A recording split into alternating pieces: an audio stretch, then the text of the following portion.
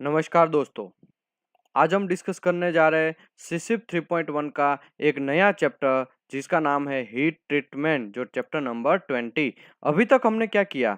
अभी तक हम पूरा का पूरा line by line typical duty of welding inspector का ड्यूटी क्या होना चाहिए after welding, before welding and during welding, जो वेल्डिंग इंस्पेक्टर का ड्यूटी होता है वो फिर विजुअल इंस्पेक्शन करना 600 मैक्सिमम लेंथ से आपको देखना है।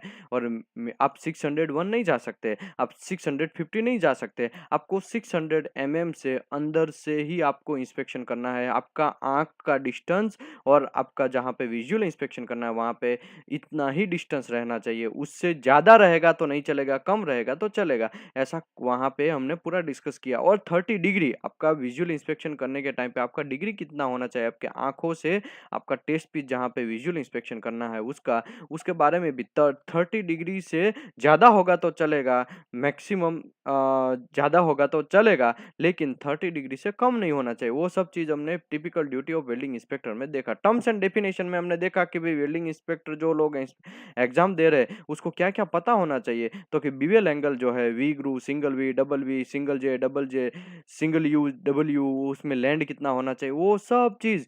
और कितने थिकनेस में कितना कौन-सा ग्रूव एंगल होना चाहिए, कितने थिकनेस में कौन-सा ग्रूव यूज़ करना चाहिए, वो सब चीज़ के बारे में। उसके बाद वेल्ड जो जियोमेट्री है, वेल्ड किसको बोलते हैं, पोस्ट वेल्ड हीट ट्रीटमेंट किसको बोलते हैं, वेल्ड जॉन किसको बोलते हैं, और रूट किसको बोलते हैं, फाइनल कैपिंग किसको बोलते हैं, टॉय किसको बोलते हैं, पैरन मेटल और वेल्ड मेटल, वो सब चीज़ के बारे में पूरा टर्म्स एंड डेफिनेशन में। उसके बाद हमने फिलेट साइज में भी डिस्कस किया कि भाई types of fillet, matrix fillet, concave and convex, तो उसमें से कौन सा फिलेट मारेंगे तो हमारे लिए अच्छा है, कौन सी कंडीशन में कौन सा फिलेट मारना चाहिए। साइक्लिक कंडीशन है तो कनकेव क्यों मारते हैं लोग, और हमारा जनरली मैट्रिक्स मैट्रिफिलेट क्यों यूज होता है, और जनरली ड्राइंग में जो दिया रहता है वो थ्रोट थिकनेस दिया रहता है, तो थ्रोट फिलेट दिया रहता है, और वो थ्रोट फिलेट के हिसाब से हमको लेग लेंथ फाइंड करना है। Leg length is equal to ऐसा करके वहाँ पे दो दिए गए हैं, उसी के हिसाब से हम आगे बढ़ेंगे फॉर्मूला के हिसाब से, तो हमको लेग लेंथ मिलेगा। और वो सब चीज हमने टर्म्स एंड डेफिनेशन में डिस्कस किया। सबसे ज्यादा एग्जाम में क्वेश्चन आते हैं तो welding imperfection and weld material inspection. Okay, तो इसमें से सबसे ज्यादा क्वेश्चन आते हैं, टोटल 148 क्वेश्चन। टोटल जो पेपर 5 है सिसिप 3.1 में, पांचों पेपर में से 148 क्वेश्चन पूछे जाएंगे। 148 क्वेश्चन में से जनरल पेपर है पहला, दूसरा स्पेसिफिक है, तीसरा पाइप का प्रैक्टिकल, चौथा प्लेट का प्रैक्टिकल, और पांचवा मैक्रो का प्रैक्टिकल। ठीक है, तो ये पांचों पेपर में अगर आप पास होते हैं तब आपको सिसिप 3.1 का सर्टिफिकेट मिलता है। सिसिप 3.1 का सर्टिफिकेट मिलने के बाद आपको बहुत सारा इंस्पेक्शन का, third party inspector, TPI, PID, बहुत सारा आपको अपॉर्चुनिटी खुल जाता है।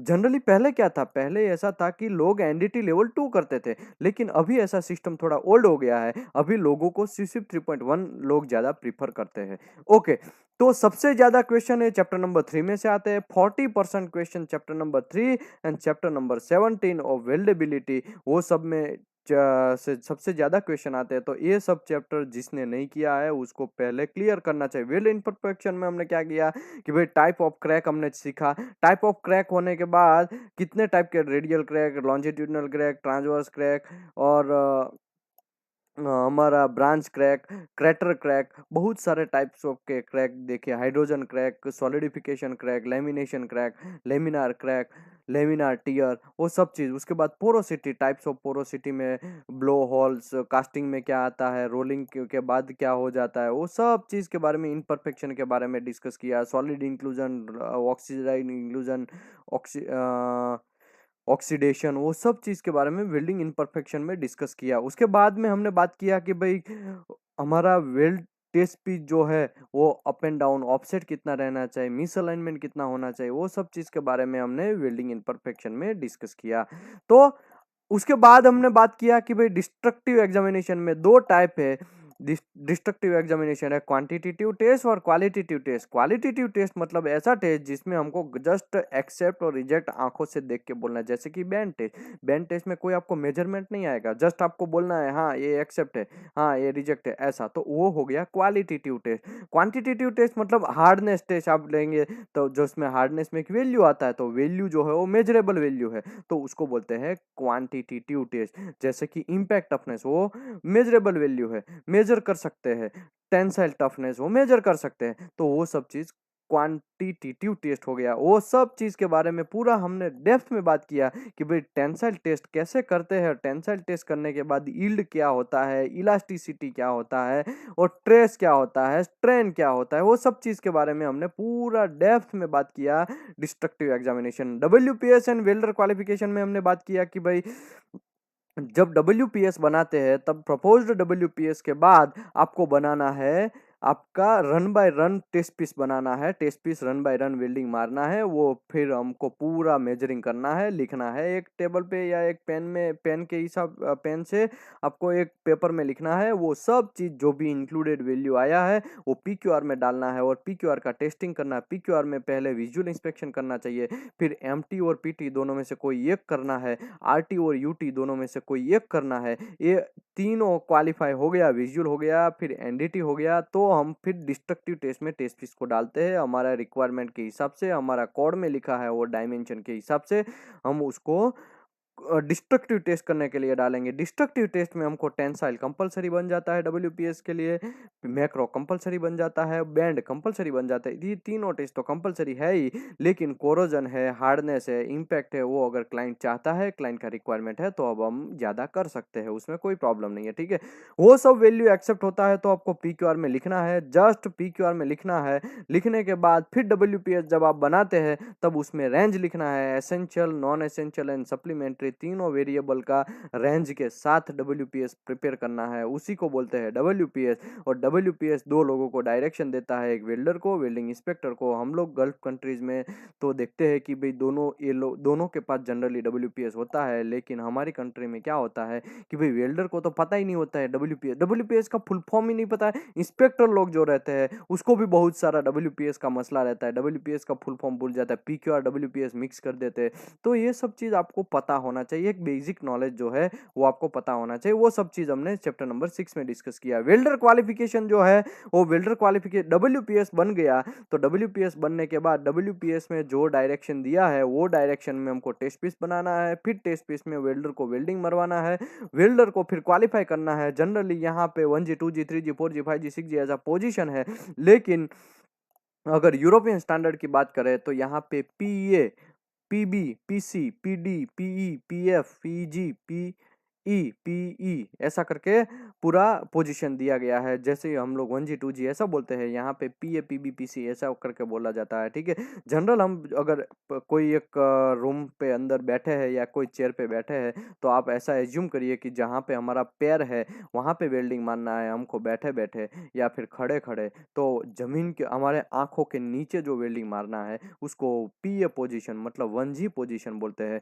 हमारा आंखों के एग्जैक्ट सामने जो एक वॉल आता है, एक रूम के अंदर बैठा है, आप एज्यूम कर सकते हैं। तो आप ऐसा करिए कि भाई आपका फ्लोर जो है वो आपका आंखों के एग्जैक्ट सामने, जो आपको हॉरिजॉन्टल पोजीशन में वॉल जो है उसका हॉरिजॉन्टल पोजीशन में वेल्डिंग मारना है, उसको P2G पोजीशन बोलते हैं। वॉल का आपको नीचे से ऊपर जाना है वेल्डिंग मारते मारते, या ऊपर से नीचे आना है, वो 3G पोजीशन बोलते हैं। आपको आपके हेड जो है उसके ऊपर आपका फैन जहाँ पे है वैसे पोजीशन में आप बैठे हैं, ऊपर पे फैन है और वहां पे वेल्डिंग मारना है, तो उसको ओवरहेड पोजीशन बोलते हैं। वो 4G पोजीशन हो गया। 5G पोजीशन मतलब यहाँ पे जॉब रोटेट नहीं होगा, जॉब जो है वो थोड़ा एंगल में होगा, आपका पाइप जो है वो एंगल में होगा, लेकिन पाइप यहाँ पे रोटेट नहीं होगा। 1G पोजीशन में पाइप अगर बात करते हैं तो पाइप रोटेट होता है, लेकिन 5G पोजीशन में पाइप रोटेट नहीं होता है, आपको खुद रोटेट होना पड़ता है। वो हो गया 5G पोजीशन। 6G पोजीशन इसको बोलते हैं कि भाई जो हमारा जॉब है वो 45 डिग्री पे इंक्लूडेड है, वेदर वो रोटेट भी हो सकता है और आपको भी रोटेट होना पड़ सकता है, कोई भी हो सकता है, तो वो हो गया 6G position. 6G position qualify होता होता है तो ऑल पोजीशन वेल्डर क्वालिफाई हो जाता है। ठीक है, 1G पोजीशन के लिए अगर क्वालिफाई होता है वेल्डर तो फ्लैट पोजीशन ही क्वालिफाई होता है। 2G पोजीशन क्वालिफाई होता है तो flat and horizontal position he qualify होता है। 3G पोजीशन क्वालिफाई होता है तो flat and over vertical he position qualify होता है। 4G पोजीशन क्वालिफाई होता है तो फ्लैट एंड ओवरहेड पोजीशन भी क्वालिफाई होता है। 5G पोजीशन क्वालिफाई होता है वेल्डर तो उसका क्वालिफिकेशन बनता है फ्लैट, ओवरहेड एंड वर्टिकल। यहाँ पे हॉरिजॉन्टल पोजीशन 5G में कवर नहीं होगा। ठीक है, 6G position all position cover करता है। तो ऐसा करके हमने पूरा डिस्कस किया वो वेल्डर क्वालिफिकेशन में। मटेरियल इंस्पेक्शन में हमने बात किया कि भाई कार्बन का क्या काम है। मटेरियल के अंदर जैसे हमारा बॉडी है उसमें ब्लड है तो ब्लड का एक अलग काम है, उसमें व्हाइट सेल है उसका एक अलग काम है, ऊपर का हमारा स्किन है, चमड़ी है, उसका एक अलग काम है, ऊपर जो हेयर है उसका एक अलग काम है। तो सबका अपना अपना काम है। वैसे ही मटेरियल में क्रोम रहता है, कार्बन, मोली, वेनेडियम, कॉपर, सल्फर, फास्फोरस, वो सब चीज रहता है। वो सब चीज का कौन सा क्या क्या कार्बन है, वो स्ट्रेंथ का, वेनेडियम स्ट्रेंथ का, क्रोम का, कोरोजन रेजिस्टेंट। क्रोम जैसे ही हमारे मेटल में कम हो जाता है तो बाहर का एटमॉस्फेरिक उसको इफेक्ट करना स्टार्ट होता है और वहां पे रस्टिंग स्टार्ट होता है। इसी की वजह से ज्यादा क्रोम अगर डालेंगे तो हमारे लिए अच्छा है, लेकिन ज्यादा क्रोम का पैसा भी, कॉस्ट भी ज्यादा होता है। तो ऐसे ही आपको मार्केट में नहीं मिल जाएगा कि ज्यादा क्रोम वाला 316L, 316, ये सब एसएस मटेरियल है, उसमें 16 क्रोम से ज्यादा, 616 से ज्यादा क्रोम होता है तो परसेंटेज ज्यादा होता है, तो उसी की वजह से उसका कॉस्ट भी ज्यादा है। कार्बन स्टील में उसका कम रहता है। अगर अलॉय स्टील की बात करें तो उसमें क्रोम 5%, कभी 6%, कभी 9%। अगर P91 में बात करें तो 9 क्रोम होता है। तो वो सब चीज हमने पूरा उसमें मटेरियल इंस्पेक्शन में बात किया। वेल्डिंग सिंबल में बात किया कि भी वेल्डिंग सिंबल जनरली ड्राइंग जो करता बहुत बड़ा रहता है उसमें सब चीज दिखाना पॉसिबल नहीं है। इसकी वजह से वेल्डिंग सिंबल डाल दिया जाता है कि भाई ये साइट वेल्ड, यहाँ पे फ्लैग ड्रॉ कर दिया गया है, उसमें राउंड कर दिया गया है, साइट वेल्ड लेकिन फुल अराउंड वेल्ड होना चाहिए। ऐसा करके सिंबल के बारे में, वी जो सिंबल है उसको पूरा वी ड्रॉ नहीं करेंगे पूरा ड्राइंग में, एक एक जगह पे, एक एक लॉन्ग सिम में सब जगह पे वी वी वी वी ऐसा ड्रॉ करेंगे तो ड्राइंग कॉम्प्लिकेट बन जाएगा।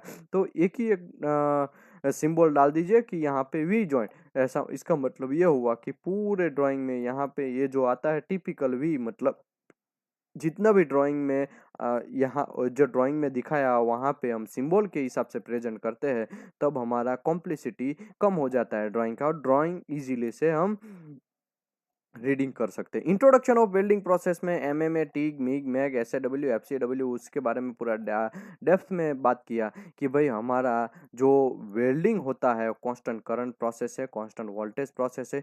वो सब चीज़ के बारे में हम बात करने के बाद उसमें ड्रूपिंग कैरेक्टरिस्टिक क्या है, फ्लैट कैरेक्टरिस्टिक क्या है, वर्क पीस का distance, work piece to torch का डिस्टेंस क्या है, उसकी वजह से क्या क्या प्रॉब्लम होता है। और एसएडब्ल्यू वेल्डर वेल्डिंग मारता है तो उसका हाथ जनरली हिलता रहता है, उसी की वजह से मशीन में ऐसा क्या हाई फ्रीक्वेंसी वेल्डिंग मशीन कैसा, अगर अच्छी तरीके से बात करें, अच्छी तरीके से मशीन है तो क्या इम्प्रूवमेंट हो सकता है, वो सब चीज़ के बारे में, मशीन कैसा होना चाहिए, उसके इंडक्टेंस, रिलक्टेंस, वो सब चीज़ क्या है उसके बारे में पूरा इंट्रोडक्शन ऑफ वेल्डिंग प्रोसेस में हमने डिस्कस किया।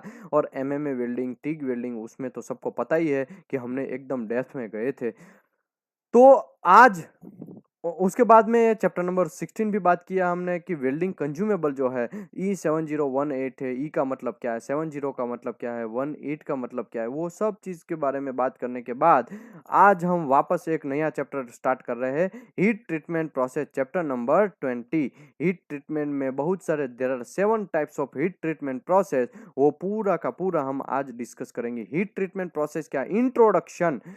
The heat treatment give a particular grade of steel by the steel maker supplier shall be shown on a material test certificate and may be referred the supply condition। heat treatment ऐसा एक process है कि आपका जो भी material है उसका certification decide होता है। जो भी मटेरियल है वो कितना काम कर सकता है वो डिसाइड हो सकता है। जितना भी मटेरियल है उसका स्ट्रेंथ कैसा होता है, उसका हीट ट्रीटमेंट के हिसाब से उसमें क्या क्या बिहेव करता है वो मटेरियल ड्यूरिंग वेल्डिंग कंडीशन, या सॉरी ड्यूरिंग रनिंग कंडीशन, वो सब चीज़ हम हीट ट्रीटमेंट से भी पता कर सकते हैं। कहने का हमारा मतलब यहाँ पे यही है कि हीट ट्रीटमेंट बहुत इंपॉर्टेंट बन जाता है। हीट ट्रीटमेंट हम लोग जनरली स्ट्रेस रिलीविंग के लिए करते हैं, लेकिन आगे आएंगे तब हम एक एक पॉइंट में डेप्थ में जाएंगे।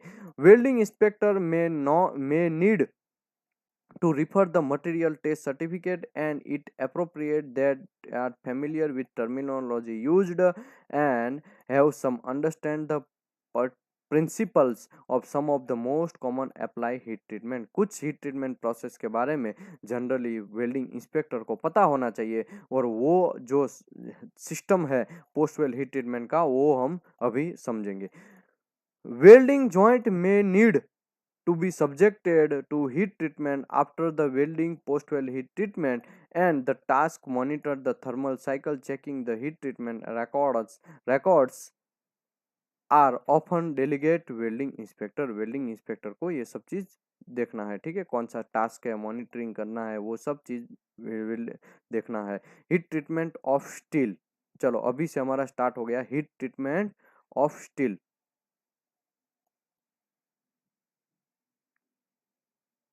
Heat treatment of steel, main supply condition for weldable steel are. पहले तो रोल प्रोसेस होता है, उस टाइम पे भी हम हीट ट्रीटमेंट पढ़ते हैं। हॉट रोल होता है उस टाइम पे, और हॉट फिनिशिंग होता है, फाइनल फिनिशिंग स्टेज में होता है, तब भी हम हीट ट्रीटमेंट करते हैं। तो हीट ट्रीटमेंट ऐसा जरूरी नहीं है कहाँ खाली वेल्डिंग में ही हीट ट्रीटमेंट करना। जब आप रोलिंग करते हैं तब भी आप हीट ट्रीटमेंट प्रोसेस कर सके हीट ट्रीटमेंट कर सकते हैं। जैसे मैंने ऑलरेडी आईटीपी में डिस्कस किया है, प्रेशर वेसल का आईटीपी जो था आगे का हमारा सेशन, उसमें हमने बात किया कि भाई जब आप प्लेट का थिकनेस ज़्यादा है, जब आप रोलिंग प्रोसेस कर रहे हैं, तब रोलिंग में ट्रेस प्रोड्यूस होगा। ट्रेस क्यों प्रोड्यूस होगा? क्योंकि उसका अंदर का जो प्लेट का दो सरफेस, एक और टॉप सरफेस एक बॉटम सरफेस, तो टॉप सरफेस जो होता है वहां पे आपको कंप्रेशन लोड लगता है, और आपका बॉटम सरफेस जो है एकदम आउटसाइड वाला सरफेस, उसको आपको वहां पे टेंशन लोड लगता है। तो उसी की वजह से वहां पे क्या होता है, प्रॉब्लम ये होता है कि हीट यहाँ पे ट्रेस प्रोड्यूस होता है, और मटेरियल गर्म भी हो जाए। ट्रेस जैसे ही प्रोड्यूस होता है, मटेरियल आपका थोड़ा थोड़ा गर्म, क्योंकि उसका बॉन्ड टूटता है। बॉन्ड टूटता है तो एनर्जी वहां से रिलीज होता है। एनर्जी रिलीज होता है तो वो एनर्जी कहाँ जाएगा? पूरा मटेरियल के अंदर स्प्रेड होगा। तो उसी की वजह से वहां पे ट्रेस भी जनरली, ये जो हमारा बॉन्ड टूटा है मटेरियल का, उसी की वजह से वहां पे क्या होगा, एक ट्रेस जनरेट होगा। वो ट्रेस रिमूव करने के लिए भी after rolling generally heat treatment most of company करती है, वो भी एज पर क्राइटेरिया के हिसाब से आपको जाना है। Okay, apply to thermomechanical control process TMCP and control roll process, और थर्मोमैकेनिकली रोल्ड, ये सब चीज में भी हम हीट ट्रीटमेंट करते हैं। नॉर्मलाइजिंग में क्या होता है, जनरली नॉर्मलाइजिंग में 900 डिग्री तक हम हमारा जो वेसल है या जिसका भी हीट ट्रीटमेंट करना है वहां तक हम जाते हैं। जनरली ये टाइम वर्सेस टेम्परेचर का ग्राफ है, यहाँ जीरो है। धीरे धीरे हम हीटिंग करते जाते हैं। एक टाइम ऐसा आता है 900 तक हम रुक जाते हैं, फिर हम थोड़ा सॉकिंग करते हैं उसको। सॉकिंग मतलब थोड़ा होल्डिंग करना, थोड़ा टाइम तक हम उसको वही टेम्परेचर फिक्स रखते हैं, और उसी के बाद फिर उसका टेम्परेचर फॉल करवाना स्टार्ट होता है। जनरली हम एयर के अंदर ही फॉल करवाते हैं मोस्टली नॉर्मलाइजिंग में, तो धीरे धीरे उसका टेम्परेचर डिक्रीज होता जाता है, तो उसी को बोलते हैं नॉर्मलाइजिंग। लेकिन नॉर्मलाइजिंग का हम एक एक पॉइंट बाय पॉइंट डिस्कस करेंगे। आफ्टर द वर्किंग रोलिंग और फोर्जिंग, देखो रोलिंग और फोर्जिंग में आपको एक सिंपल एग्जांपल देता हूँ। डिशेंड जो है, हमारा जो कैपिंग है, हमारा वेसल के ऊपर हम लास्ट पोर्शन जो कैप लगाते हैं उसको डिसेंड बोलते हैं। डिसेंड का आईटीपी में हमने डिस्कस किया कि भाई डिसेंड का नॉर्मलाइजिंग करते हैं, क्योंकि वो फोर्जिंग प्रोसेस है, और फोर्जिंग प्रोसेस में जनरली नॉर्मलाइजिंग करना बहुत जरूरी है। तो यहाँ पे लिखा है आफ्टर वर्किंग रोलिंग या फोर्जिंग में the steel of size it is heated 900 degree allowed to the cool in air. देखो 900 डिग्री तक आपको हीटिंग करना है, फिर आपको कोल्ड एयर के अंदर फिर आपको एम्बियंट टेम्परेचर में छोड़ देना है उसको। ठीक है, तो ऑटोमेटिकली धीरे धीरे वो ठंडा होता जाएगा। विच ऑप्टिमाइज स्ट्रेंथ, देखो यहाँ पे ये वर्ड याद रखिए, आपको क्वेश्चन आएगा। Strength and toughness give the uniform properties from देखो यहाँ पे लिखा which optimise the strength and toughness and give the uniform property from item to item for particular grade of steel. देखो नॉर्मलाइजिंग क्या करता है, तो आपको क्वेश्चन आएगा तो आपको लिखना है optimize the strength and toughness give uniform property. तो ये सब चीज को यूनिफॉर्म करता है, ठीक है, स्ट्रेंथ को और टफनेस को, क्योंकि टफनेस थोड़ा कम हो जाता है ड्यूरिंग हॉट रोलिंग या फिर डिसेंट जब आप करते हैं उस टाइम पे, तो उसी की वजह से आपको ये सब चीज करना है, ठीक है। ओके, ये बात हो गया हमारा नॉर्मलाइजिंग में स्ट्रेंथ और टफनेस का है। और लो कार्बन स्टील जो रहता है उसमें भी करते हैं जनरली नॉर्मलाइजिंग में repeat heating and soaking 100% austenitic, ठीक है। तो ये मैं आपको अभी समझाता हूँ थोड़ी देर में कि भाई आपका एक लिमिट रहता है 723, अपर लिमिट लोअर लिमिट ये सब लोग बोलते हैं, पता है ना। तो वो क्या है, अपर लिमिट क्या है, लोअर लिमिट क्या है, 723। कुछ लोग 725 भी बोलते हैं, कुछ लोग आयन कार्बन डायग्राम आप पढ़ेंगे तो उसमें आपको ज़्यादा पता चलेगा कि 723 के नीचे का जो टेम्परेचर के अंदर आपको पोस्ट वेल हीट ट्रीटमेंट करना है तो उसको lower temperature limit, lower limit बोलते हैं। 723 से अबव करना है तो अपर ट्रांसमिशन लिमिट बोलते हैं। तो यहाँ पे 900 मतलब 723 से तो ज़्यादा ही है, तो अपर ट्रांसमिशन लिमिट से ज़्यादा करना मतलब लोअर नॉर्मलाइजिंग होता है यहाँ पे, ठीक है। ये भी क्वेश्चन में भी आ सकता है जनरली में। अभी तक 2011 में एग्जाम लिया गया था उसमें एक क्वेश्चन था, अभी थोड़ा क्वेश्चन चेंज हो गया, अभी ये क्वेश्चन नहीं है। अभी आपको दिखाया कि भाई स्ट्रेंथ एंड टफनेस, ऐसा लाइन बाय लाइन ही याद रखना है आपको। Optimize the strength and toughness, give the uniform property from the item for the particular grade of steel। ऐसा ही आपको याद रखना है, ऐसा लाइन ही आएगा क्वेश्चन में। Okay, soaking time and temperature रखना है आपको, कितना रखना है वो आपको एज पर कोड रखना है। Cool in air and ambient temperature, फिर आपको एम्बियंट टेम्परेचर के अंदर छोड़ देना है उसको कि भाई हाँ आपका 900 डिग्री टेम्परेचर आ गया, फिर थोड़ी देर आपको उसको रुकना है, 1 घंटा 2 घंटा। एग्जाम्पल के तौर पे हमने अभी last session post weld heat treatment का किया था जो ASME सेक्शन 8 डिवीजन 1 के हिसाब से, UCS 56 के हिसाब से, UW40 के हिसाब से हमने किया। उसमें हमने देखा कि भाई आपका कार्बन स्टील मटेरियल है उसका 595 तक पोस्ट वेल हीट ट्रीटमेंट करना है। अगर दूसरा कोई मटेरियल है डिसेंट का अगर करना है तो वहाँ पे डिसेंट का थिकनेस भी देखना है कि भाई आपको 2 आवर्स तो फिक्स रहता है, फिर आप हर 25 mm बढ़ता जाता है, वैसे 15-15 मिनट 15 मिनट ऐसे आपको टाइम बढ़ाते जाना है। होल्डिंग सॉकिंग उतना करना है, ठीक है। यहाँ पे इतना दिखा है मतलब 1 से 2 घंटा यहाँ पे होगा, ठीक है। एक एग्जाम्पल के तौर पे आपको समझाया है। Typical normalising of heat treatment applied in carbon manganese, carbon में carbon moly and some carbon manganese and some low alloy steel, ठीक है। इसके बारे में यहाँ पे ऊपर में ग्राफ दिखा है। क्विंचिंग, क्विंचिंग क्यों करते हैं, क्विंचिंग एंड टेम्परिंग जनरली क्या होता है, हमारा स्टेनलेस स्टील मटेरियल होता है उसमें जनरली हम लोग ऐसा करते हैं कि कभी कभी उसको क्विंचिंग करना पड़ता है, कभी कभी उसको टेम्परिंग करना पड़ता है। वो सब चीज़ क्यों, क्योंकि हम लोग स्टेनलेस स्टील में तो जनरली क्या करते हैं कि भाई हम उसमें पोस्ट वेल हीट ट्रीटमेंट नहीं करते हैं, ठीक है। लेकिन वो स्टेनलेस स्टील में हमको एनिलिन करना पड़ता है, कभी कभी क्विंचिंग करना पड़ता है। उसका रीज़न ये है क्योंकि उसका प्रॉपर्टी जो ड्यूरिंग वेल्डिंग है या ड्यूरिंग मैन्युफैक्चरिंग है वो कुछ प्रॉपर्टीज डाउन हो जाता है, तो वो प्रॉपर्टी वापस उसके अंदर इम्प्रूव करने के लिए, देखो वहाँ पे तो है ही प्रॉपर्टी तो उसके पास रहता ही है, लेकिन वो डाउन हो जाता है, उसको इम्प्रूव करने के लिए हम लोग जनरली क्विंचिंग और टेम्परिंग करते हैं।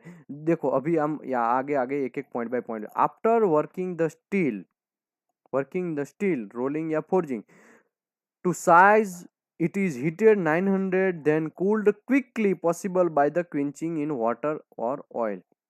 अभी देखिए, आप हीटिंग कर दिया, ठीक है, 900 तक आप चले गए, 900 तक आप जाने के बाद फिर आप उसको थोड़ा सॉकिंग टाइम देंगे, फिर उसको सडन उसको डालना फॉल करना है उसका टेम्परेचर, क्यों, क्योंकि स्टेनलेस स्टील में सेंसिटाइजेशन का प्रॉब्लम होता है।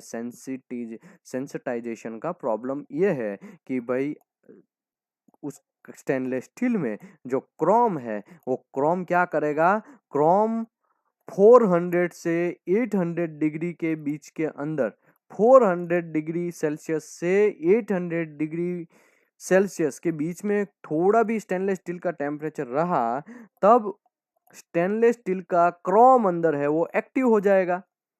जैसे हाइड्रोजन है वो एक्टिव हो जाता है, वैसे ही जो हाइड्रोजन है वो 300 डिग्री से नीचे टेम्परेचर जाएगा तो वो एक्टिव हो जाता है। वैसे क्रोम का बिहेवियर 400 से 800 डिग्री का है। तो वैसे ही जैसे ही टेम्परेचर आपका 400 से 800 के बीच में आएगा, क्रोमियम जो है वो क्रोमियम कार्बाइड बनाएगा, या क्रोमियम जो है वो ऑक्सीजन के साथ मार्केटिंग करके क्रोमियम ऑक्साइड बनाएगा। तो यहाँ से हमारा क्रोमियम चला जाएगा। क्रोमियम चला जाएगा तो प्रॉब्लम ये होगा कि आपका मटेरियल के अंदर क्रोमियम कम हो गया। मटेरियल के अंदर क्रोमियम कम हो गया तब आपका मटेरियल रस्टिंग होना स्टार्ट हो जाएगा। तो हम लोगों को क्रोमियम को बचा के रखना। ऐसा हम क्या करें कि 400 से 800 डिग्री के बीच में क्रोमियम को क्रोमियम कार्बाइड या क्रोमियम ऑक्साइड बनाने का टाइम ही ना मिले। तो ऐसा हम क्या करें? तो ऐसा ये करना है कि आपको सडन टेम्परेचर को फॉल कर देना है, उसको टाइम ही नहीं देना है। समझ रहे हैं? इसी इसी की वजह से यहाँ पे क्लियर है कि भाई quickly cooled quickly as a possible by quenching in water या ऑयल, पानी में या फिर आपको ऑयल के अंदर सडनली आपको एकदम कूल कर देना है, एकदम टेम्परेचर गिरा देना है। अब धीरे धीरे गिराएंगे, जैसे नॉर्मलाइजिंग करते थे एयर में छोड़ दिया, तब तो वो 800 से 700, 700 से 600, 600 से 500, फिर 400, फिर 300, तब तो उसको टाइम मिल जाएगा। 800 से आप 400 में आते हैं तो उसको टाइम मिल जाएगा क्रोमियम को क्रोमियम कार्बाइड बनाने का, क्रोमियम ऑक्साइड बनाने का। उसी की वजह से नॉर्मलाइजिंग में और यहाँ पे क्विंचिंग में इतना यहाँ पे डिफरेंट है। क्विंचिंग साइकिल में आप याद रखिए, नॉर्मलाइजिंग में आपको एयर के अंदर छोड़ देना है, फिर धीरे धीरे वो ठंडा होता रहेगा। लेकिन क्विंचिंग में आपको वाटर और ऑयल से सडनली उसको टेम्परेचर को फॉल करना है। तो ऐसा क्यों करना है वो मैं आपको समझाया कि भाई क्रोमियम को जो है उसको टाइम ना मिले क्रोमियम कार्बाइड बनाने का, क्रोमियम ऑक्साइड बनाने का, क्योंकि वो अगर बना दिया तब हमारा मेटल में कांड हो जाएगा। मेटल में प्रॉब्लम ये होगा कि भाई, ठीक है, ओके। तो अभी टेम्परिंग, टेम्परिंग क्यों करते हैं आफ्टर क्विंचिंग? देखो टेम्परिंग क्यों करते हैं, क्योंकि एसएस में जो कांड होता है, एसएस में क्या कांड होता है, डक्टिलिटी उसका कम हो जाता है। क्योंकि आप सडनली टेम्परेचर को फॉल करेंगे क्विंचिंग में, कि जैसे ही आपने 900 डिग्री चढ़ाया, फिर कुछ टाइम तक आपने होल्डिंग किया, फिर सडन आप पानी के अंदर डुबो देते हैं, पानी या ऑयल के अंदर वो पीस को डाल देते हैं, या फिर ऑयल ऊपर डाल के फिर उसका टेम्परेचर सडन फॉल करवा देते हैं, तो कुछ प्रॉपर्टी जो है वो इम्प्रूव हमको नहीं मिलेगा, कुछ प्रॉपर्टी है वो हमको नहीं आएगा।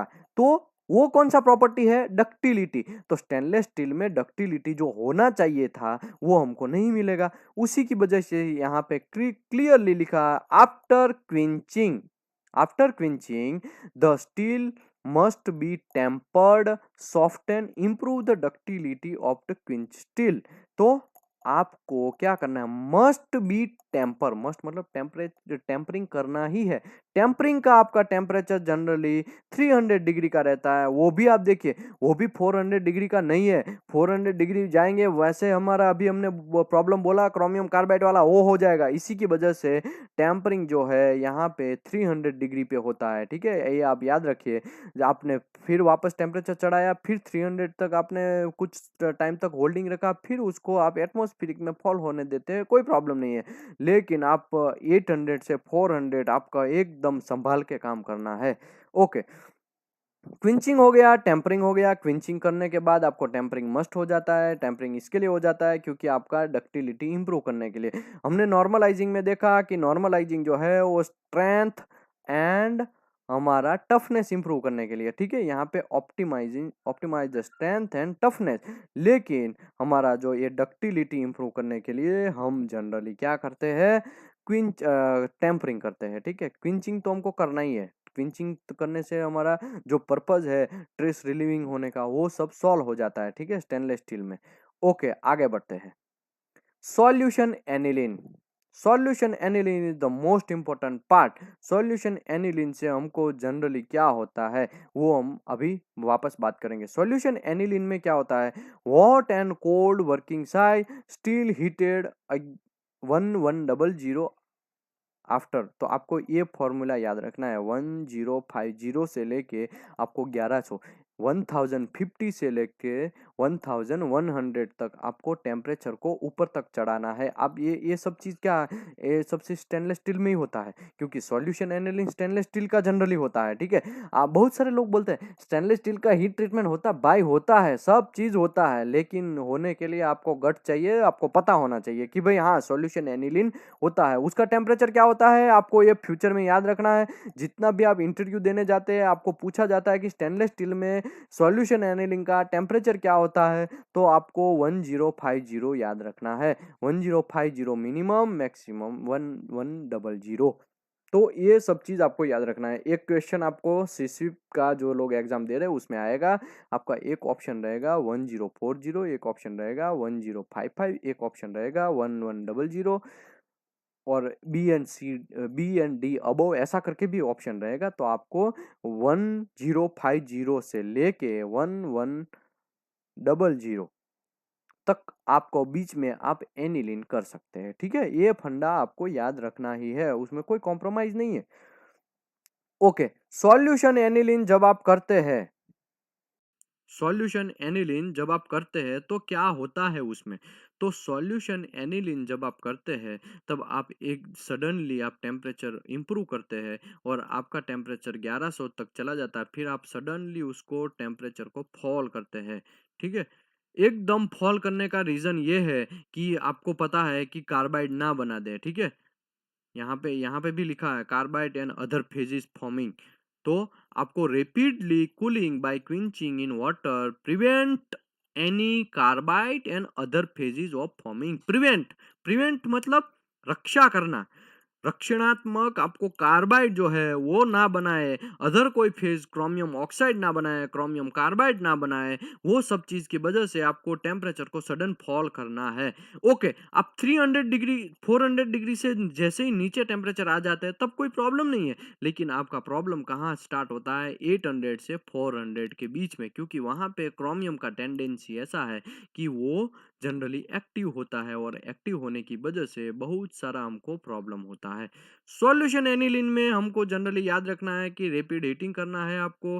रैपिड हीटिंग, देखो रैपिड हीटिंग लिखा है यहाँ पे उसने, rapid heating and shocking temperature and short short shock time of temperature and rapid cooling by quenching in water oil, rapid cooling by quenching in water और ऑयल में आपको water या फिर ऑयल में आपको जनरली उसको सडनली उसका temperature fall करना है। उसका रीजन क्या है, रीजन ऑलरेडी मैं बताया आपको। तो वही रीजन की वजह से क्रोमियम कार्बाइड ना बनाए, उसी की वजह से क्रोमियम ऑक्साइड ना बनाए, उसी की वजह से जनरली हमको ये सब स्टेप लेना पड़ा।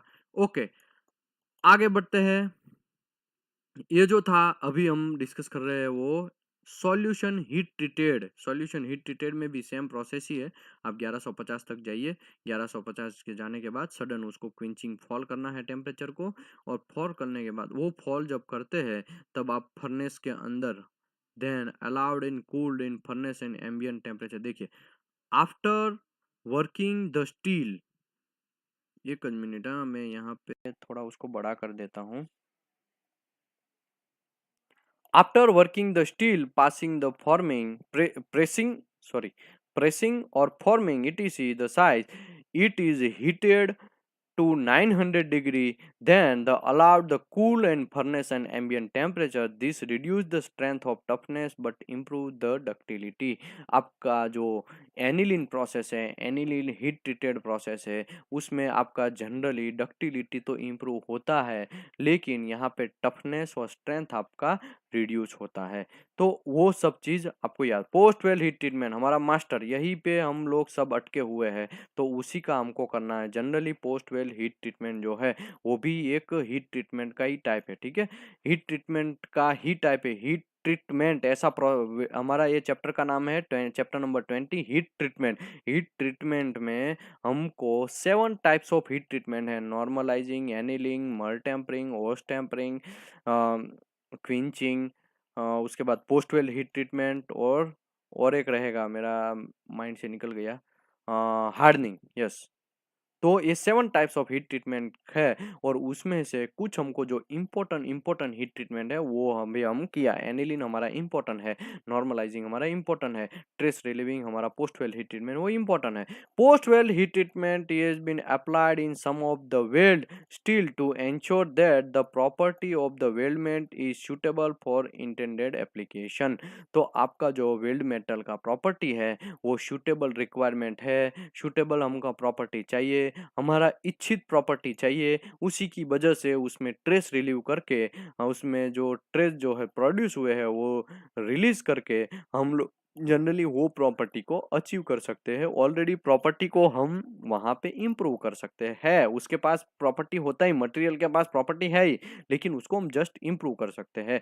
Okay, the temperature at which post-well heat treatment is usually carried out well below the temperature where the phase change is occur C not. Phase change मतलब कहाँ पे फेज चेंज होगा, 723 वाला, 723 से अबव जाएंगे तो फेज चेंज हो जाएगा, बिलो हो जाएंगे तो आपको फेज चेंज हो जाएगा। वो upper transmission limit, below transmission limit सब लोग बोलते हैं वही है। High enough to allow the residue traces and to be relieved quickly and soften and harden region of heat affected zone। ठीक है, ओके।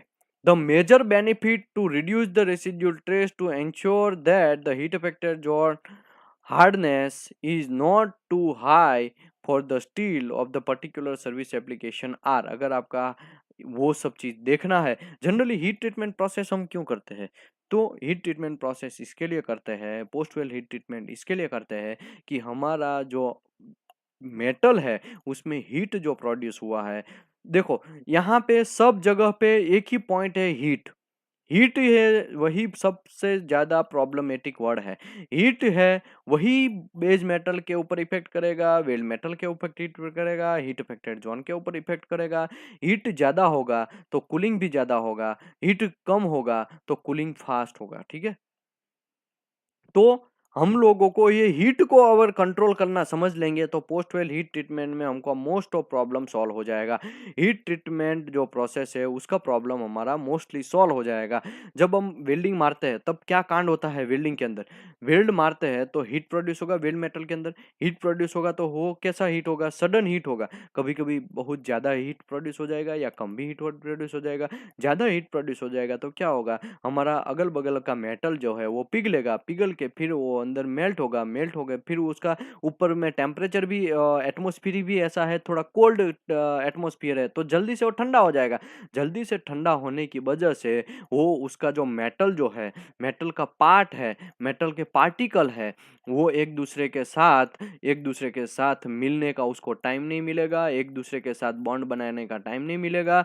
उसी की वजह से क्या होता है, प्रॉब्लम ये होता है कि हमारा हार्डनेस बढ़ने का चांस है, हमारा ब्रिटल फ्रैक्चर का चांस है, हमारा कोरोजन क्रैक आने का चांस है, हमारा जो दो पीस जो है हमारा बेस मेटल के अंदर जो पार्टिसिपेट है, जो पार्टिकल है, वो पार्टिकल एक दूसरे के साथ बॉन्ड प्रॉपर तरीके से नहीं बनाएंगे तो वहां पे स्ट्रेंथ कम होगा, स्ट्रेंथ कम होगा तो एक दूसरे के बीच में गैप जनरेट होगा, एक दूसरे के बीच में गैप गैप जनरेट होगा तो वहां से इजी से वहां से बॉन्ड टूटेगा और मटेरियल फ्रैक्चर हो जाएगा, मटेरियल कोरोजन क्रैक पकड़ेगा, मटेरियल डायमेंशन टॉलरेंस आएगा, बहुत सारा मसला यहाँ पे होगा। तो हम लोगों को रेसिड्यूल ट्रेस जो है इंश्योर करने के लिए यहाँ पे improve the resistance of joint brittle fracture, brittle fracture वो भी देखना है आपको। Improve the resistance of the joint trace corrosion cracking, trace corrosion cracking से हमको बचना है, ब्रिटल फ्रैक्चर से बचना है।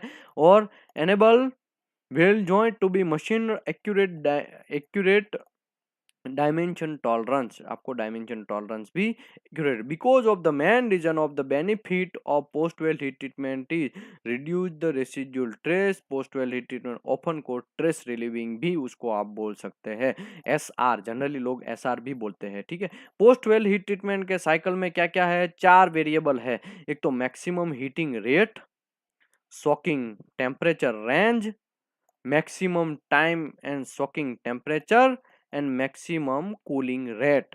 ये सब चीज़ के बारे में मैं यहाँ पे एक ही ग्राफ में आपको सब चीज़ समझा देता हूँ। पोस्ट वेल हीट ट्रीटमेंट का ये जो ग्राफ है उसमें जनरली क्या होता है, यहाँ टाइम वर्सेस टेम्परेचर का ग्राफ दिखाया है। ऑलरेडी ये सब चीज़ मैं आगे का एक सेशन लिया है, उसमें मैं समझा चुका हूँ, तो यहाँ पे आप थोड़ा ऐसा मत करिए कि ऐसा क्यों इतना फास्ट समझा दिया भाई। तो एकदम ईजी है, यहाँ पे कोई ज़्यादा वो लेने का टेंशन लेने का ज़रूरत नहीं है। टाइम वर्सेस टेम्परेचर का है, धीरे धीरे आप पोस्ट वेल हीट ट्रीटमेंट को, एक आपका 550 mm थिकनेस का प्लेट है, वो वेल्डिंग मारा है, उसमें आपको पोस्ट वेल हीट ट्रीटमेंट करना है। आपने जीरो से प्रेशर स्टार्ट किया, सॉरी टेम्परेचर स्टार्ट किया, फिर आपको यहाँ तक गए 300 डिग्री तक, फिर 300 से 600 तक गए, फिर आपने कुछ टाइम तक रुका, आपने रुक के टेम्परेचर रखा, फिर आप धीरे धीरे फॉल किया, फिर धीरे धीरे फॉल किया। तो ऐसा होता है पोस्ट वेल हीट ट्रीटमेंट का ग्राफ। लेकिन मैंने आपको बोला कि सेक्शन 8 डिवीजन 1 में, यूसीएस 56 में, यूसीएस यूडब्ल्यू 40 में क्लियर लिखा है कि आपको restricted heating, unrestricted heating, restricted soaking, restricted cooling and unrestricted cooling, ऐसा करके यहाँ पे आपको पता होना चाहिए। यहाँ पे आपको 0 से आप 300 तक लेके जा रहे हैं, तो आपका अनरिस्ट्रिक्टेड हीटिंग था। आप वेदर वो 1 मिनट में भी 300 डिग्री पहुंचा देंगे, कोई प्रॉब्लम नहीं है। लेकिन आपको जैसे ही यहाँ पे 300 पे आया, तब आपको यहाँ पे आपके हाथ बंध गए हैं। आप अभी कोड के हिसाब से जाना है, आपको 300 से फिर 600 आप जाएंगे, तब आपको एकदम प्रोसीजर के हिसाब से वो टेम्परेचर बढ़ाना है। आप 0 से 300 कैसे भी कर दो, 10 मिनट में कर दो, 1 घंटे में कर दो, 50 मिनट में करो, 2 दिन में लाओ, उससे कोई मतलब नहीं है। लेकिन आप 300 से 600 अगर आप जाते हैं टेम्परेचर लेके, तब आपको कुछ चीज कंट्रोल करना है। तो उसी की वजह से उसको बोलते हैं रिस्ट्रिक्टेड हीटिंग। रिस्ट्रिक्टेड हीटिंग का मतलब क्या है कि जनरली बहुत सारे लोग 2 to 2 सेल्सियस पर आवर्स ऐसा बोलते हैं रिस्ट्रिक्टेड हीटिंग में, ठीक है। कुछ कुछ लोग बोलते हैं कि 2 to 8 बोलते हैं, ठीक है। तो आपको धीरे धीरे धीरे बढ़ाना पड़ेगा टेम्परेचर। यहाँ पे देखिए 260 से 200 सेल्सियस पर आवर्स, ऐसा सेल्सियस पर आवर्स लिखा। तो आपको 1 घंटे में आपको जनरली 600 डिग्री ही बढ़ाना है टेम्परेचर, या फिर इसके बीच में ही रहना चाहिए। आप फिर चलो मेरा मन हुआ, मुझे प्रोडक्शन जल्दी देना है, मैं 300 डिग्री तुरंत फटाक से चढ़ा देता हूँ 1 ही घंटे में, तो ये सब चीज़ नहीं चलेगा। आधे घंटे में मैं ये 300 डिग्री चढ़ा देता हूँ, तो ये सब चीज़ नहीं चलेगा। आपको भले ही प्रोडक्शन का मसला कोई भी हो, वहाँ पे कुछ प्रॉब्लम नहीं। आपको यहाँ पे रिस्ट्रिक्टेड है, तो आप रिस्ट्रिक्टेड एज पर कोड ही जाना है। ओके, सेक्शन 8 डिवीजन 1 में क्या लिखा है, 2 to 2 डिवाइड सेल्सियस पर आवर्स डिवाइड बाई इंच, ऐसा करके लिखा है। इसका मतलब 50 इंच का आपका प्लेट है, तो 2 इंच हुआ, तो 2 to 2 डिवाइड बाई 2, तो 111 हो गया। तो आपको 1 घंटे में ये 111 डिग्री ही चढ़ाना है। आप 300 डिग्री पहुंचे, फिर आपको 400 डिग्री पहुंचने में आपको 1 घंटा ही लेना है, फिर आपको 500 डिग्री में और 1 घंटा लेना है, फिर 600 डिग्री में और 1 घंटा लेना है, ऐसे चढ़ाना है। आप यहाँ से 0 से 300 डिग्री या एटमोस्फिरिक से सीधा 300 डिग्री आप 10 मिनट में भी पहुंचा दो, कोई प्रॉब्लम नहीं है। लेकिन आपको ये रिस्ट्रिक्टेड जो हीटिंग है, उसमें एज पर कोड जो जो कोड बोलता है, वैसे जो जो लोग जो जैसा कोड बोलता है, सेक्शन 8 डिवीजन 1 जो बोलता है, वो अगर B31.3 बोलता है, वो उसमें B31.3 में 316 है। बस यहाँ पे हमारा सेक्शन 8 डिवीजन 1 में 2 to 2 है। तो और यहाँ पे रिस्ट्रिक्टेड भले ही यूरोपियन स्टैंडर्ड में 300 है, लेकिन आपका अगर सेक्शन 8 डिवीजन 1 की बात करो तो वहाँ पे 425 है, 424 है। तो आपको वो रिस्ट्रिक्टेड कूलिंग, रिस्ट्रिक्टेड हीटिंग, वो आपको कंट्रोलिंग करना ही है। आपको वहाँ पे कॉम्प्रोमाइज़ नहीं। आप वहाँ पे अगर कंट्रोलिंग नहीं किया, तो आपकी जॉब की एमबीए हो जाएगी, आपके जॉब की फट जाएगी, आपका जॉब जो है वो पपड़ी बन जाएगा, आपका जॉब जो है वो आपका क्वालिटी उसमें प्रॉपर तरीके एंश्योर नहीं कर पाएंगे, आपका जॉब है उसमें कांड हो जाएगा, ठीक है। तो आपको ध्यान रखना है, रिस्ट्रिक्टेड हीटिंग ही आपको करना है। आप 0 से 300 डिग्री कितने भी टाइम पे गए कोई प्रॉब्लम नहीं, लेकिन 300 से आप 600 जाते हैं, तब आपको जो कोड बोलता है 60 से 200, तो आपको धीरे धीरे 60 से 200 के बीच में ही आपको पर आवर्स बढ़ाना है। अगर आप ऐसा ठान ले कि भाई मुझे 80 डिग्री सेल्सियस 1 घंटे में चढ़ाना है, तो फिर आपको 300 के बाद 380 1 घंटे में चढ़ाना है, फिर 380 के बाद फिर आपको 1 घंटे में फिर 80 डिग्री चढ़ाना है, फिर 1 घंटे में और एक 80 डिग्री चढ़ाना है, फिर 1 घंटे में, ऐसा करके आपको 600 तक जाना है। 600 जाने के बाद कुछ समय तक आपको सॉकिंग टाइम देना पड़ेगा, कुछ समय तक आपको रोकना पड़ेगा टेम्परेचर को फिक्स तक होल्डिंग करना पड़ेगा। टाइम आपका रहेगा, ठीक है, कोई प्रॉब्लम है, 2 घंटे तक आप रोक के रखो, 3 घंटे तक रोक के रखो, वो एज पर कोड जाना है। लेकिन जैसे ही आप फिर वापस रिटर्न नीचे उतरते हैं कूलिंग में, तब आपको 600 से 300 जाने में भी आपको रिस्ट्रिक्टेड कूलिंग आता है।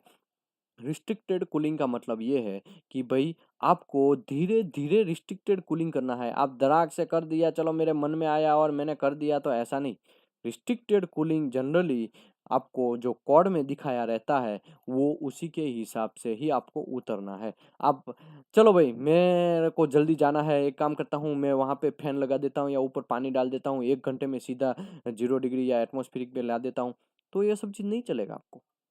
आपको 600 से 300 जाने में जो कोड बोलता है कि भाई 228 डिवाइड बाई इंच, तो ऐसे ही आपको आना है। आपको बोलता है कि 1 घंटे में आप 80 डिग्री ही बिलो फॉल कर सकते हैं टेम्परेचर, तो 600 से 1 घंटा लेना है आपको 80 डिग्री कम करने में, फिर 80 डिग्री कम करने में और 1 घंटा लेना, फिर 80 डिग्री एक और घंटा लेना। तो ऐसे धीरे धीरे जाना। फिर यहाँ 300 डिग्री आया, फिर आप एटमोस्फिरिक पे छोड़ दीजिए, चलो भाई बाढ़ में गया, अभी खोल दो सब, हमारा 300 क्लियर हो गया, फिर आप एटमॉस्फेरिक में छोड़ देंगे तो चलेगा।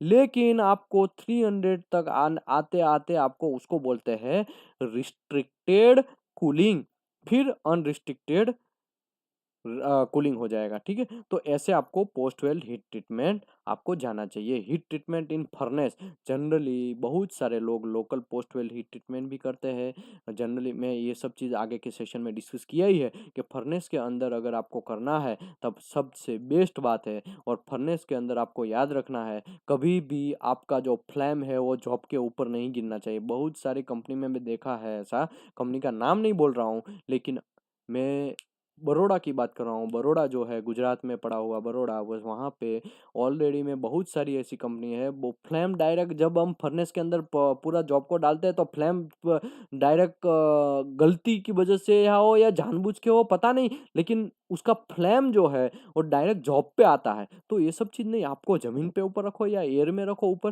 धीरे धीरे हीटिंग। अगर फ्लेम डायरेक्ट ऑन जॉब पे आएगा तो ऑक्सीडेशन का प्रॉब्लम होगा, आपका पपड़ी बनेगा, कोरोजन रेजिस्टेंस का प्रॉब्लम होगा, मटेरियल वहाँ पे हार्ड हो जाएगा, वहाँ पे सडन हीटिंग का इफेक्ट होगा, बहुत सारा मसला होगा, वहाँ से मटेरियल क्रैक भी होने का चांस कर सकता है। तो इसी की वजह से यहाँ पे भी लिखा होगा, oil and gas fill furnace used on post weld heat treatment must not allow the flame contact with the fabrication as this may induce the large thermal gradient। तो आपको फ्लेम जो है डायरेक्ट ऑन जॉब पे ऊपर नहीं डालना चाहिए। आपको मैं एक एग्जांपल देता हूँ, फ्लेम ऑन जॉब पे डालना मतलब क्या। एक एक फ्लेम है, ठीक है, गैस कटर का फ्लेम है, गैस कटिंग कर रहे हैं, ठीक है। वो फ्लेम सीधा हम हाथ पे लगाएंगे तो क्या होगा, हमको गर्म लगेगा ना। गैस कटिंग का फ्लेम है, वो हाथ के ऊपर हम डालेंगे तो हमको गरम लगेगा, तुरंत सडन गरम लगेगा। लेकिन हाथ से थोड़ा दूर रखेंगे तो हमको धीरे धीरे गरम लगेगा, फिर हमको पता चलेगा, फिर हम हाथ हटा देंगे। तो यहाँ पे जॉब में यही होता है, आप डायरेक्ट फ्लेम ऑन जॉब पे रख डालेंगे तो जॉब को एक ही जगह पे एक ही पोर्शन पे बहुत ज़्यादा गर्मी लगेगा। तो उसी की वजह से क्या होगा, वहाँ पे मटेरियल हार्ड हो जाएगा, वहाँ से मटेरियल क्रैक होना स्टार्ट होगा, वहाँ से मटेरियल का क्रोम जो है उसमें कांड होना स्टार्ट होगा। तो आपको ये सब चीज देखना है। Okay, it is important to ensure that the fuel particularly oil fired furnace does not contain the high level of potential harmful impurities such as sulfur।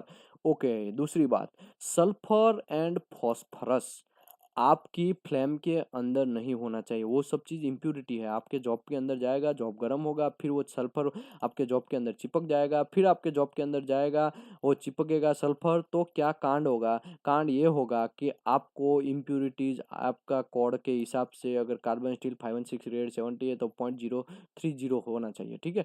तब लेकिन यहाँ पे ये फ्लेम की वजह से भी उसमें थोड़ा ज़्यादा सल्फर गिर गया, तो वो क्रैक लाने का चांस करेगा। सल्फर जो है वो बॉन्ड को तोड़ता है, सल्फर जो है वो इम्प्यूरिटी है, ठीक है।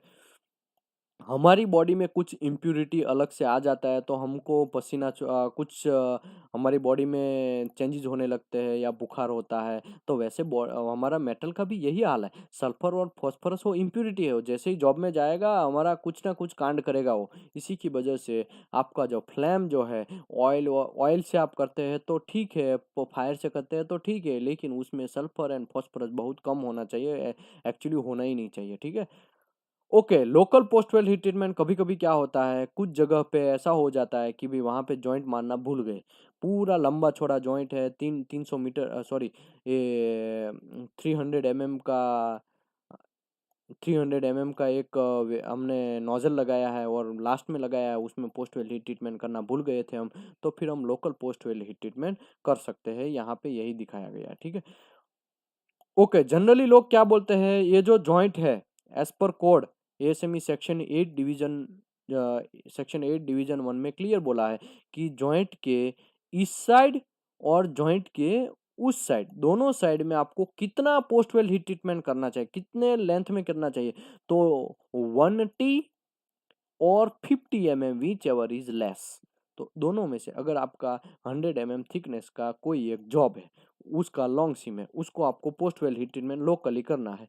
तो लोकली आज जब आप करने जा रहे हैं, 100 mm आपका थिकनेस है, तो 100 mm मतलब थिकनेस उसका 100, तो 1T मतलब 100 या 50 विच एवर इज लेस। तो 50-50 mm दोनों साइड आपको जॉइंट के दोनों साइड, ये जो जॉइंट है उसके दोनों साइड 50-50 mm तक आपको वो कॉइल बांधना है और फिर आपको पोस्ट वेल हीट ट्रीटमेंट करना। पोस्ट वेल हीट ट्रीटमेंट का मैं बहुत सारे सेशन कर चुका हूँ, लेकिन ये सेशन में इसके लिए किया क्योंकि हम लोग generally post weld heat treatment का चैप्टर सीसीप 3.1 का जो चैप्टर नंबर 20 है वो बाकी था, उसी की वजह से आज हमने ये चैप्टर फिनिश किया। Thank you very much. मैं आशा करता हूँ कि आप लोगों को ये चैप्टर पसंद आया होगा। आप लोग याद रखिए, इसमें से 4 क्वेश्चन आते हैं मेरे भाई। एक क्वेश्चन 148 क्वेश्चन टोटल है, उसमें से हर एक क्वेश्चन 1000 रुपीज़ का है। आप याद रखिए, इसके लिए सीरियस हो जाइए, अच्छी तरीके से शांति से लाइन बाय लाइन चैप्टर को पढ़िए। चैप्टर एकदम इजी है, किसी को कुछ भी डाउट है मेरा पर्सनल नंबर में डाला है, मुझे आप कभी भी कॉल करिए। और आप ऐसा मत सोचिए अरे यार इसको कहाँ कॉल करने का, भाई कॉल करिए यार। आपको समझ में आता है तो आप कॉल करिए बिंदास, कभी भी आप शर्म मत रखिए, कभी भी कुछ भी मत रखिए माइंड में कि इसको कहाँ मैसेज, व्हाट्सएप में भी आप मैसेज करके डाल दीजिए कि भाई हमको ये समझ में नहीं आया तो बोलिए, तो हम क्लियर समझाए। सिर्फ 3.1 में बहुत बार करवा चुका हूँ, लेकिन ये यूट्यूब में ये सब पहली बार हम लोग अपलोड कर रहे हैं।